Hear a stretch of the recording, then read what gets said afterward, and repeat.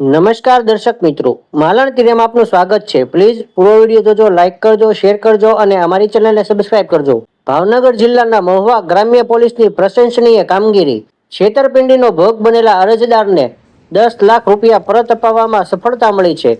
મોટા મોભિયાણા ગામના અરજદાર ઝાકીર હુસેન રાજનલી નકવીને પોતાની પુત્રવધૂને વિદેશમાં લુંબાસી ખાતેથી છોડાવવા માટે પોતાના સંબંધીઓ પાસેથી રૂપિયા ઉછીના લઈ પુત્રવધૂને છોડાવવા પોતાના ઓળખીતા દ્વારા રૂપિયા 10 લાખ આપેલ હતા, જે રૂપિયા વિદેશમાં પહોંચેલ ન હોય, જેથી પરત મેળવવા માટે અરજદારે મહુવા ગ્રામ્ય પોલીસ સ્ટેશનનો સંપર્ક કરેલ અને મહુવા ગ્રામ્ય પોલીસ સ્ટેશનના PSI શ્રી ઝાલા સાહેબે મામલાની ગંભીરતા દાખવી વિદેશમાં આફ્રિકામાં ખંડમાં આવેલ લુંબાસી ખાતે રહેલા ગુજરાતી લોકો સાથે સંપર્ક કરી પક્ષકારો વચ્ચે મધ્યસ્થી કરી તટસ્થ અને ઝડપી કામગીરીના પરિણામે સામે પક્ષેથી સંપૂર્ણ રૂપિયા 10 લાખ પરત કરેલ.